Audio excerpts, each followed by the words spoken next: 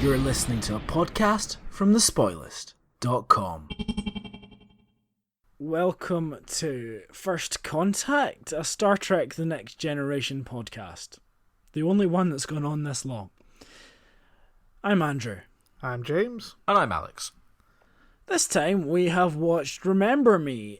It was written by Lee Sheldon and directed by Cliff Bole. It first aired the week of October 22nd, 1990. James, what is this one all about?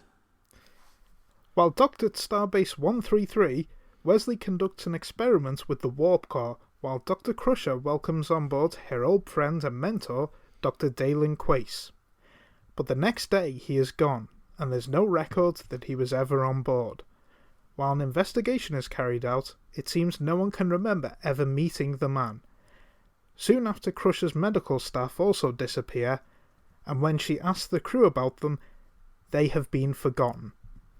People keep disappearing until only Beverly remains on board ship. She knows she hasn't lost her mind, but perhaps there is something wrong with the universe.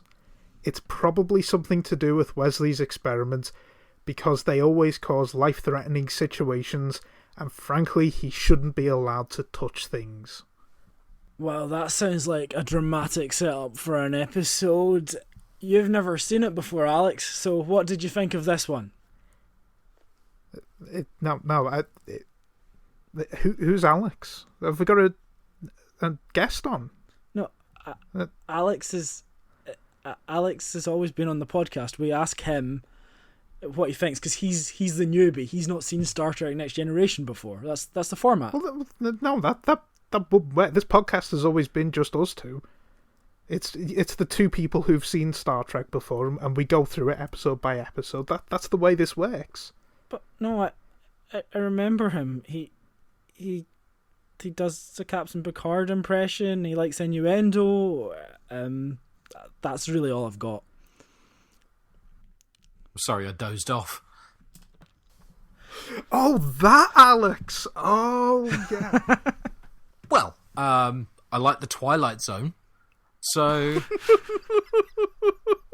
I guess I'm naturally well disposed to this episode. I mean, it's very much like the Twilight Zone, isn't it? So much so that it got to the end, and I was almost expecting after Beverly gets back into the proper universe to then have it suddenly cut to an advert for cigarettes, and now Rod Sterling tells you what's coming next week. Next week we have a man who thinks he's a chair. Some people do think they're chairs, and some people will sit on them. Join us next week. Yeah, it's good. It maybe goes on a bit, would be my criticism. It goes on beyond, because there's some episodes of the Twilight Zone. I mean, there's some fantastic episodes of the Twilight Zone, and not just the TV series, the original. There's the one in the 80s that's very good, and as is the movie. When people aren't dying as a result of John Landis's incompetence. What did you think of the 2000 version with Forrest Whitaker? Did you see that one? No, you know what? I never saw that one. I like the episode where the woman has to go back in time to kill Hitler as a baby. And then at the end, the twist is she kills a random baby, and Hitler is actually another baby that is stolen. Oh, actually, you know what? I think I have seen that. I think they do that in every version, don't they? But there's some great episodes of the Twilight Zone, but there's also some clunkers where you're watching and you go, okay, he's in purgatory. He's in purgatory. I mean, he's definitely in purgatory. We're 5 minutes in. I know he's in purgatory. And then you're just watching it for the whole episode. And at the end, they go, the man was in purgatory. And I like that episode. Which one? There's so many.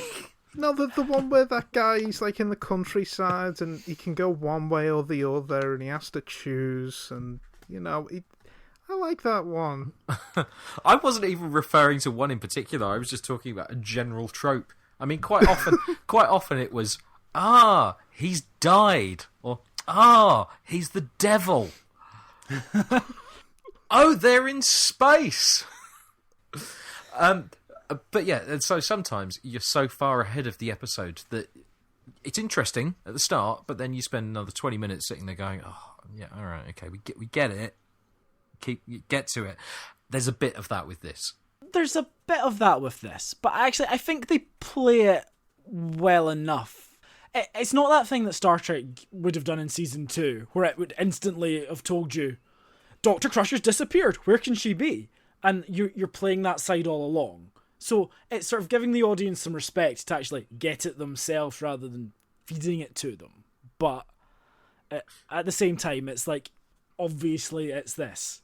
I think we'll say a lot of Star Trek episodes are about something and have some meaning and some depths. This is fluff. This is just a generic sci-fi idea that's quite nicely executed. And I am absolutely fine with that. I think it's just something that's total filler, but I don't mean that in a bad way, because it's quite entertaining. And you could do this episode on literally any show. Yeah. You could do it you could do this in the X-Files, you could do it in any other Star Trek show, and as you say, you can do it in the Twilight Zone. I'm sure they probably have done it in all these kinds of shows. You find yourself alone in the universe, and it's a bottle show as well. So it's all of these things, but it works. It basically works. I mean, it's a what-if storyline, isn't it? Basically, it's not a big grand concept. I mean, last week we talked about the intricacies of child abduction, just as you do at dinner parties. What method did you use?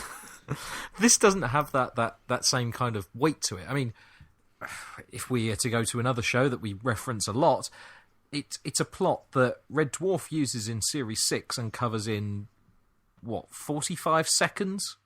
Something like that, and runs the full gamut of the plot in 45 seconds. I mean, it's so similar that I'm fairly certain that given that episode was 2 years after this and Rob Grant had all of the episodes on tape, that they probably nicked it from this. But that doesn't mean that the plot is worthless. It just means, it's not a big idea. It's something that you can condense into that short amount of time. They do some nice things with it. The way it escalates is done nicely. I still think maybe it goes on a bit, but it's done well, and there is a sort of twist towards the end. We can probably see it coming, but there is a twist about it. So, yeah, it's not doing what Series 2 would do, where it would give you all the stuff up front, and then you're just sitting, just waiting for it all to play out. And I guess you can say as well that even if it's not about anything, it is a character piece for Dr. Crusher, and it's a chance for her to give an acting masterclass. And she doesn't get a lot of episodes throughout the run of The Next Generation. And I guess this is probably as good as it gets for Dr. Crusher in the entire run of the show, giving her a chance to shine. It's not a chance to shine in doing anything medical or anything as a doctor, and you really could do it with any character, but with Crusher you think, well, yeah, why not? I mean, I won't lie. When it started out, and you can sort of see what way the episode's going to go, and it was looking at going, oh, this week it's a Beverly episode. Because so often they're not very good. I mean, we've said before the problem when they do episodes with Troy. The Troy episodes always seem to go the same way. It always seems to be, oh, she fancies this person, but they're a wrong-un. And Beverly's episodes generally don't tend to be very good either. What's interesting here is that they've taken the kind of episode that they would give to someone else, and they've given it to her, which shows it's not really about the character, it's about the plots that they give them. It's actually funny. I was thinking the other day about how the character that they utilise best on Voyager is actually one of the most hated characters, Harry Kim, because he has some of the best Voyager episodes. There's the 100th episode, Timeless, and there's the season 2 episode, The Thaw, and the several other Harry Kim episodes. So he is a really bland character. He's not too dissimilar to Crusher. He doesn't have much to him. They really don't build on his initial character from the first season, much like Crusher. Yet, they are capable of making the best episodes built around him. And I think that is a demonstration of how it's not necessarily about the character, it's how you use that character. And I think it's unfortunate that the likes of Troy and Crusher were so poorly used. You end up having them either data Rongan or data Ghost. It's just it's depressing, really, how poorly they were used, and how literally any romance plot, just throw in one of the girls and they'll do it. That's what it feels like to me. And I don't want to accuse them of being sexist. Maybe it was the way it was, certainly with the writers in the early days of Next Generation. I think as well, you have to deal with certain demands of the cast. And there are certain cast members who say, I think I should be the lead in this episode, or I think I should get more. And I think in season 3, they were serving a lot of the characters around the middle of the season. And I believe Patrick Stewart was slightly unhappy that he wasn't really getting much meat. And the catering's terrible. That is absolutely fair, because he is the lead actor and he is the best actor, and it's very difficult to serve a cast this big fairly. It just is, which is why you get something like Discovery, which doesn't even give its supporting cast any lines. Oh, they're all awful. Well, that's true, but I hate all of them. That's so refreshing to have a television show where I don't like anyone. And that's edgy. It's good that you don't like anyone. It's really clever or something. But here, I think you've just come off the best of both worlds, really, and then Picard had quite a fair bit to do in Suddenly Human as well, and Family. So I think there's now space to give other characters things to do, and yeah, it kind of makes sense, sort of, and in that maybe if you want to give your other actors a rest, give the person who has literally nothing to do most of the time a big episode. But let's go back to the beginning and not discuss this in order after that anyway. But the shots of Starbase 133, it's a reuse of space dock from Star Trek 3, but I love that model. I think it is one of the most beautiful things ever constructed. I could just sit and watch an episode of models just flying around it or in and out of it all day, because I'm cool like that. Clearly, if you're going to reuse something of that quality and not the terrible backdrop from Angel 1. Because it's such a small episode, because it's just using all the standing sets, it makes it feel a bit more expansive that you have this really nice model shot, and I know it's a reuse, but it still does actually make the episode feel a bit bigger, that you get a bit more space, you get just this very nice exterior. It makes space feel big, where space actually ends up feeling small. So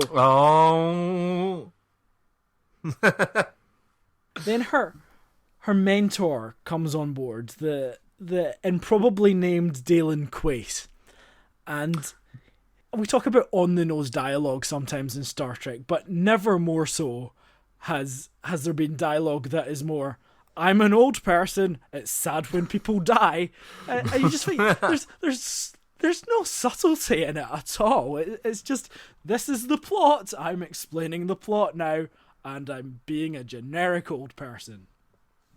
I do like later on when he's disappeared that there is a sort of look among the crew as if when you wouldn't notice them if they were dead.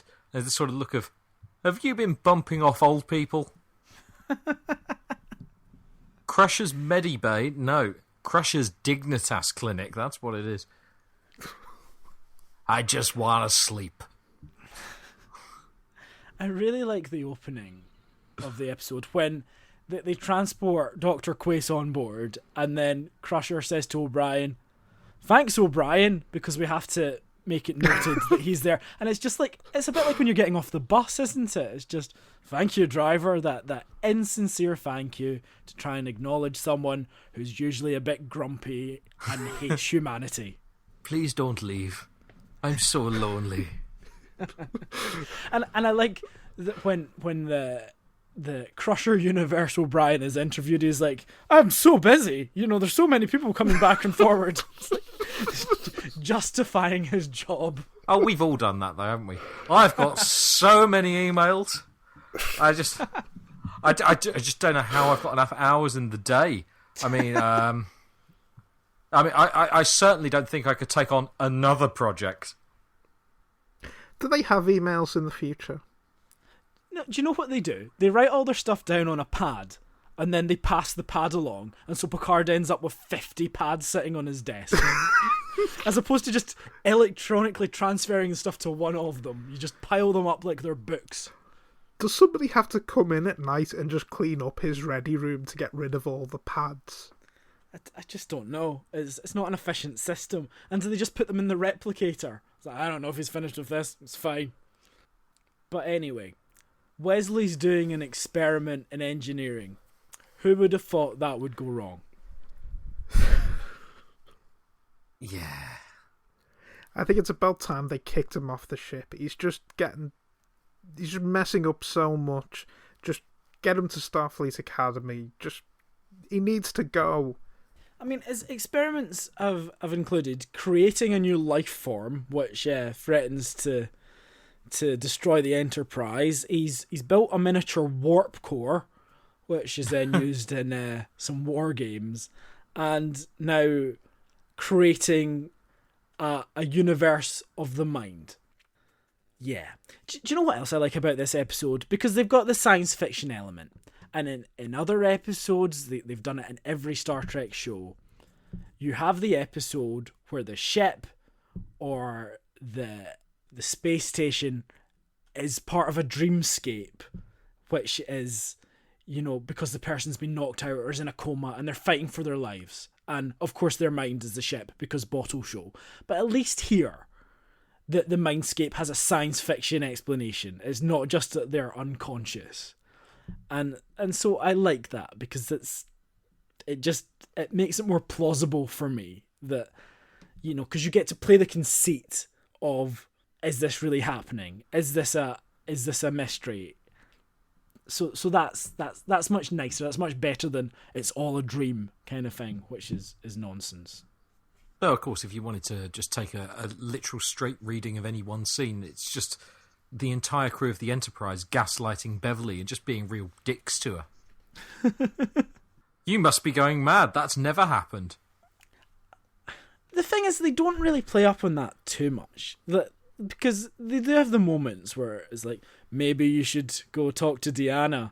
But it's still, your word has always been good enough for me. You've got a very trusting version of Picard here. And I think you could have maybe gone down that sort of Hitchcockian route of actually questioning the universe. Is there something wrong with me? Am I actually mad? I suppose that kind of, it's almost become cliched in films, that Shutter Island type thing where you start to question your own reality and are you really who you thought you were, or is something strange going on? Let's go higher brow in our references. Vertigo. Oh, okay, yeah. Well, no, that's unfair. Shutter Island's fine. That's a perfectly good film. I would say that all comes from Hitchcockian thrillers. So Vertigo is a much better reference, obviously. So it's they could play with that, and actually there's an episode called Frame of Mind later on which does that exact thing, and that's interesting. But I think here actually isn't that about 2 episodes time? No, that's Future Imperfect, which is also quite similar, to be honest. Right. What, all of these episodes have remade Vertigo, essentially? Kind of. It's playing with memory, isn't it? And I suppose you could also say it's a Philip K. Dick type of trope. Is the world as we perceive it to be, or are our memories wrong, and are we the sum of our memories? And maybe that's giving a bit too much depth to this, because as I've said, I think it's very lightly done, but that doesn't mean it's badly done. It just, I don't think it explores any of those themes, but they're all kind of there in the pantheon of science fiction ideas. It's kind of playing in the background, I guess. But at the back of your mind, you're always aware this is an episodic show. But that's fine. I want my show to be able to do different kinds of episodes, and this is a very different kind of episode to anything we've had so far this season. Of course, Crusher doesn't question her own mind. She questions the entire universe, because that makes far more sense. That line, and like, as soon as I watched this episode, I sent you both a message and said, why is this not the biggest meme on the internet? If there's nothing wrong with me, maybe there's something wrong with the universe. Which is sort of something you could use to explain all social media. It's just... It's also, as you pointed out, almost that exact line from The Simpsons. Yeah, it's, am I out of touch? No. It's the children that are wrong. And I guess it's more iconic to have Principal Skinner to do that, but it just having... Do you think that Principal Skinner is more iconic than Dr. Crusher? Mainstream accessible. Beverly walks down the corridor, sees the phenomenon, and goes, Aurora Borealis? Actually, that effect, I was watching it going, someone's been watching Poltergeist. I thought that was a great effect, though. It's very good. It's just, I just wasn't expecting it. It was, it's actually a good effect. And it's a practical effect as well. Is it really? Yeah, I'm pretty sure it is. I just thought it was a big spinny light. I should probably have read up on that before. But yeah, that whole portal really does look very good. I think it, as you say, it looks like Poltergeist, but just I think it's the simple things. If you try to do anything too complicated and a bit too clever, then that's when it looks bad. But if you do the simple things really effectively, which maybe sums up this episode, you can really pull that off very effectively, and they do. I do like the irony of it, that all of this time that she's running from those portals, that they're the things that could save her. I mean, if this were an episode of The Twilight Zone, what you'd get is that reveal of this being a bubble reality and the real reality trying to save her. That'd come right at the end and go, no, we haven't got any more energy to save them, and that would be your twist, and there wouldn't be any saving and she'd be stuck. God, the more I think about it, the more I think it is just The Twilight Zone. But with a happy ending. It's like that one segment of the film. The Twilight Zone occasionally had happy endings. Well, that's true. There's there's several. The one that always sticks in my mind is the guy who meets his younger self. That one has a relatively happy ending. You know, after he breaks his leg on a carousel. So I guess the big plot thing is you don't cut away from Beverly for a very long time, and it's only really in the final third of the episode you get back to the Enterprise and you get the warp bubble and you find out what's actually happening, and it's a really nice transition. You go from that portal with Beverly trying to not go through it to the Enterprise where that portal is shutting, with Wesley standing there, and I think that really works because you get a physical transition between those two universes, and that works really effectively.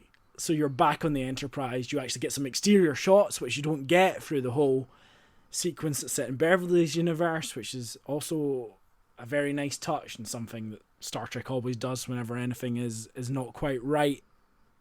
And then you bring in the Traveller. I'm not sure if that's good or bad, because I think we find him quite a creepy character in general, but... I mean, when you're busy at work and someone's just suddenly broken into your house, generally you don't greet them with open arms. Oh, it's over. It's not over, Wesley. Jesus Christ!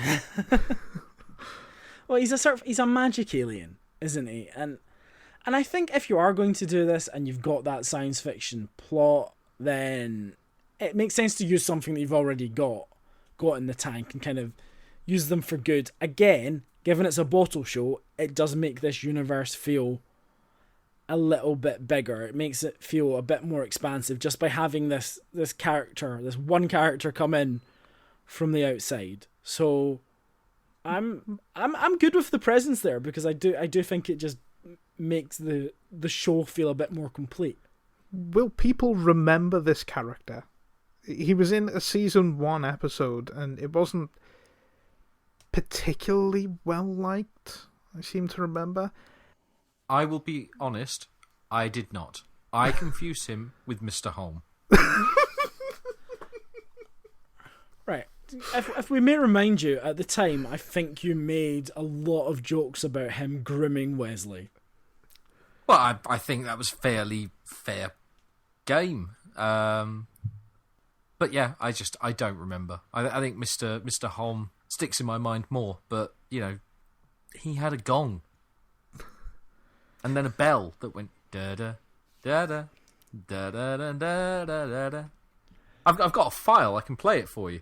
No, that's fine. Did you just suddenly think, oh, Mr. Holm, he's talking a lot for once? It's very strange.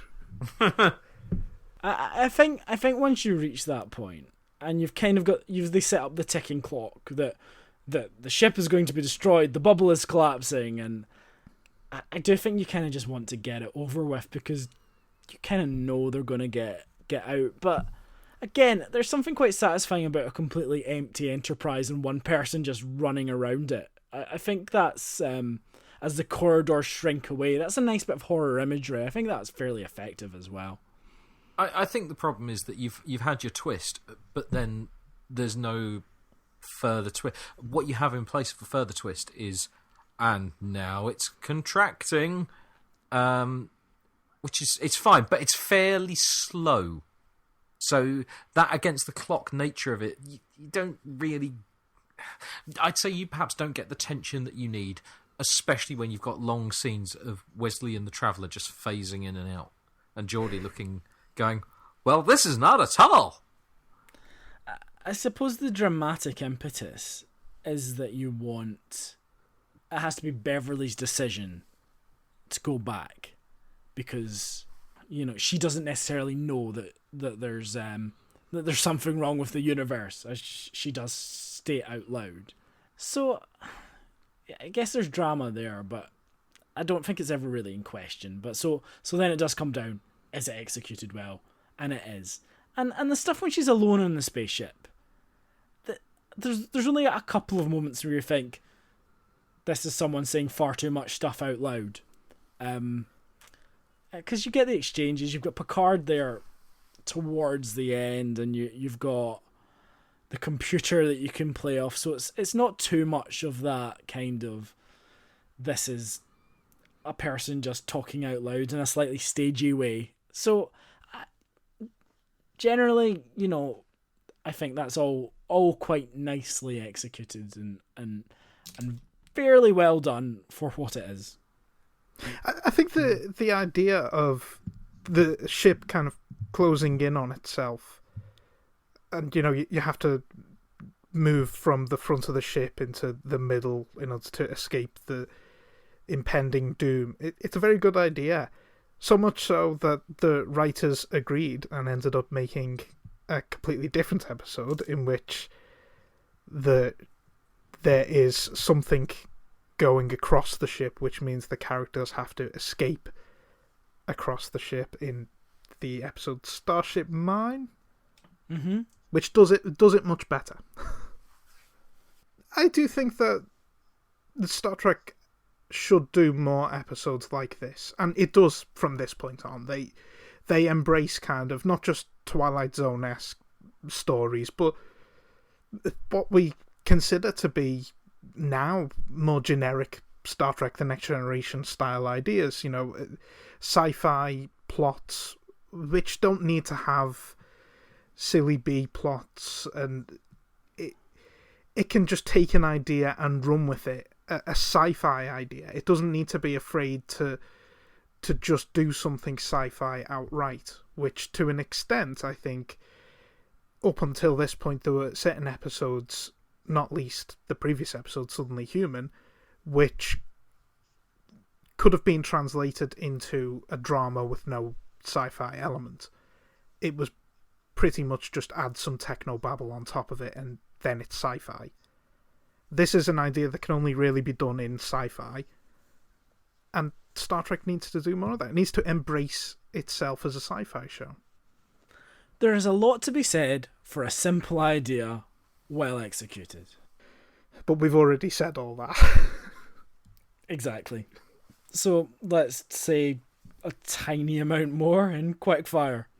Quickfire. I'm just going to read this straight from Memory Alpha. Gates McFadden did all her stunts on the Vortex effects sequences. Shortly after performing the stunt where she is thrown from Data's ops console chair, McFadden learned she was pregnant. I didn't know it could happen that way. So, as we did last week, we can visit Memory Beta and discover if the characters from this week's episode had continuing adventures in the Star Trek novels or the Star Trek comics. So, Dalen Quaice, actually, he did make another appearance in other Star Trek media, and he was a Section 31 agent. No, he wasn't. He actually met up with, in an alternative timeline, he met up with Ira Graves, who was the guy who transferred his brain into Data's body, and Quaice got his mind transferred into a body based on his youthful appearance, and then he served as medical officer on the Enterprise D. Wow. Yeah. Why somebody thought that would be a good idea, I don't know. Got to give everyone more stories. Rick Berman commented, "This was a very interesting high concept episode. I thought it was possibly a little bit overly confusing. You're fooling the audience a little, and I don't like to do that. They were looking at one world, when in fact, we were dealing with parallel universes, and that was potentially confusing." Oh. I mean, is that someone who really underestimates the audience? Because I don't think there's a single confusing moment in this very, very basic episode.